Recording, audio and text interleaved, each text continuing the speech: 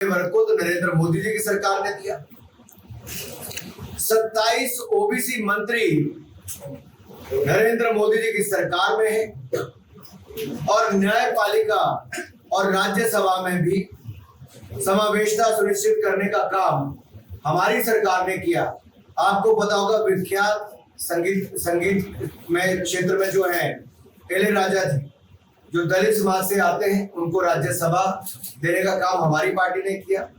3 दलित जजों को supreme court में भेजने का काम हमारी सरकार ने किया। और यही नहीं, ऐसे अनेकों कार्य हमारी सरकार ने किए हैं। अब दूसरी बात जो मैं आप में आता हूं, जहां अंबेडकर जी का अपमान कहां और किया। आप याद करिए 2012 में एनसीईआरटी के पाठ्यक्रम में, सिलेबस में जो कार्टून दिखाया गया, उसमें कितना अपमान डॉक्टर अंबेडकर का किया गया। उसका विरोध करने के बाद उसको हटाया गया। कांग्रेस ने कोई सम्मान डॉक्टर भीमराव अंबेडकर को नहीं दिया। अरे सम्मान तो छोड़िए साहब, जब उनकी मृत्यु हुई तो दिल्ली में उनका अंतिम संस्कार नहीं किया गया। मुंबई उनके पार्थिव शरीर को भेजा गया और हवाई जहाज का भी कोई विशेष इंतजाम नहीं किया गया और उनकी पत्नी को हवाई जहाज से ले जाना पड़ा, उसका बिल भी उनको भेज दिया। आप सोचिए, कांग्रेस ने चुनाव तो हरवाया, मंत्रिमंडल से हराया, अपमानित कराया, कार्टून बनाया और मरने के बाद भी उनका अंतिम संस्कार भी नहीं होने दिया। और डॉक्टर भीमराव अंबेडकर का पोर्ट्रेट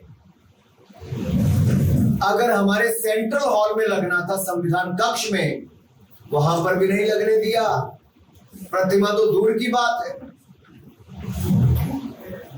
और जब भारत रत्न देने की बात आई तो पंडित नेहरू जी ने खुद को भारत रत्न ले लिया, इंदिरा जी ने खुद को भारत रत्न ले लिया, कांग्रेस पार्टी ने अपनी सरकार आने पर राजीव गांधी जी को भारत रत्न दे दिया, लेकिन डॉक्टर बी.आर. अंबेडकर को भारत रत्न कांग्रेस ने नहीं दिया। भाजपा के समर्थन से जब वीपी सिंह जी की सरकार बनी, हमने कहा, तब जाकर डॉक्टर भीमराव अंबेडकर को भारत रत्न मिला। और जब नरेंद्र मोदी जी की सरकार आई, तब पंच तीर्थ बनाने का काम मऊ से लेकर मुंबई तक भारतीय जनता पार्टी की सरकार ने किया। उनकी जन्मस्थली से उनके अंतिम स्थान तक किया। मऊ हो, नागपुर हो, मुंबई हो, लंदन हो या दिल्ली हो, 500 स्थानों पर हमने किया। 26 नवंबर को संविधान दिवस, ये भारतीय जनता पार्टी की, नरेंद्र मोदी की सरकार ने करने का किया। अब भी संविधान दिवस मनाना और संविधान पे चर्चा कराना, ये नरेंद्र मोदी की सरकार ने।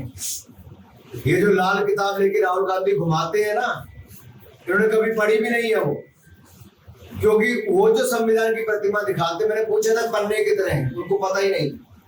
पूरी कांग्रेस पार्टी में किसी को पता नहीं, पूरे विपक्ष में किसी को पता नहीं था, पूरे हाउस में पूछा मैंने, पार्लियामेंट में किसी को पता नहीं था।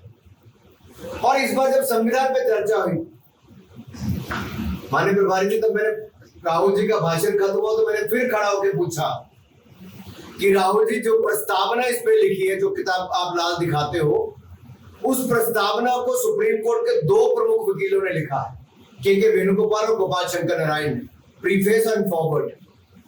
और एक ने लिखा है कि पहले दिन से ही जुडिशरी के साथ इनकी नोकझोंक थी।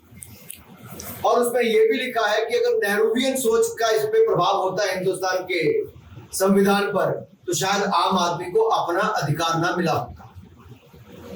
और दूसरे ने लिखा है कि इंदिरा गांधी की इमरजेंसी के कारण जो देश में काला अध्याय था, उससे मुक्ति दिलाने का काम हुआ तो बाबा साहब अंबेडकर के संविधान के कारण हुआ। और अध्यक्ष, उन्होंने ये भी कहा कि जनता को अधिकार अगर दिए तो बाबा साहब अंबेडकर के संविधान ने। राहुल गांधी ने कभी उसको खोल के पढ़ा ही नहीं।